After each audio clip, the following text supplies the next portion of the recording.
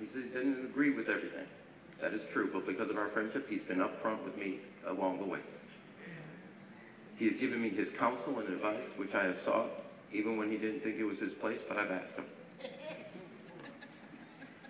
He sounds like a real member of the congregation. And you know what I'm talking about. But the truth is,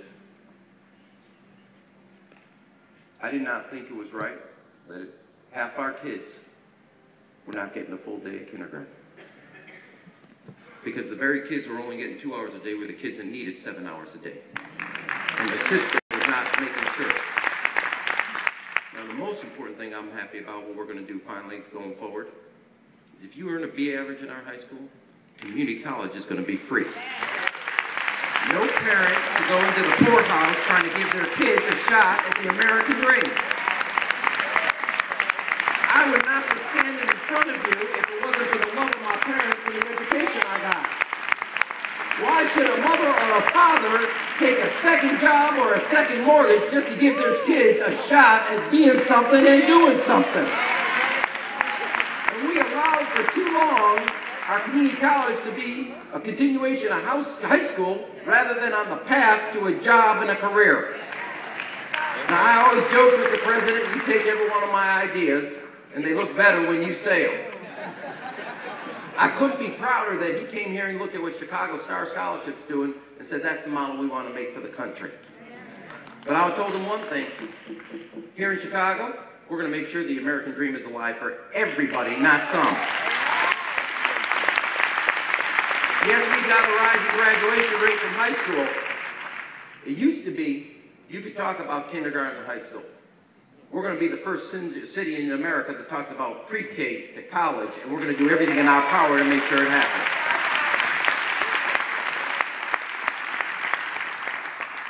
But in addition, I'm going to say one thing, because it starts where I began. I try to rustle up my kids, so I gave them all a little kiss this morning when I was coming to church. They did say, jealously, well, I better get short, you're all standing. I better hurry up and finish, man. Give me the sign. Welcome to high holidays in a Jewish faith. But I will say that they did say they want to come back so they can hear every praise. That is one of the great, I'll tell you this, first of all, that is the greatest song, and I'm thinking of taping it and making sure I could give it to all our snowplow drivers because they can work a little longer listening to that song. That is, I do not know how you can't smile and feel the power of the Lord if you don't hear that song. That is some song, but the good news is that my kids heard it once and they actually know it. They heard it. The little one. But while I have talked about my kids and I kissed them, too many kids in the city of Chicago are growing up with the sound of gunshots and not the sound of laughter. And we are not going to be the city we can be if the familiarity of gunshots replaces the familiarity of family and laughter. And I will not rest until every child in the city of Chicago has their childhood back. Too many kids are having their childhood taken from them. You can see it in their eyes. You know just the way I walked in the door and I saw Zion's eyes and his smile. He has a childhood you want for every child. And there are other children you see and you walk and you see them at CTA, you go to their school, and there's a look in their eyes you would never accept. You would never allow. Because something has been taken. They are too young, too innocent, and too fresh to have that happen. You can have the fastest growing central business district in America. We do. You can have the best museum in the world. We do. As a former ballet dancer, you can have one of the greatest dance companies in the world. We do.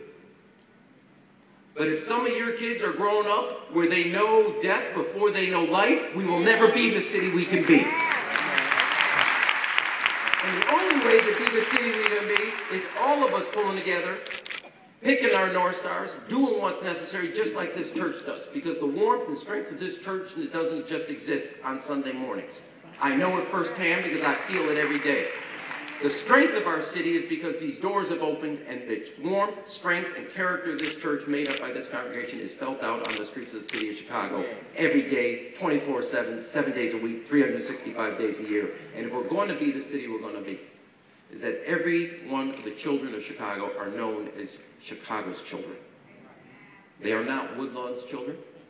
They are not Roseland's children. They are not Englewood's children. They are not Back of the Yard's children. And when something happens to any one of those children, they are Chicago's children. And if we feel that, we will give them back what they deserve their time.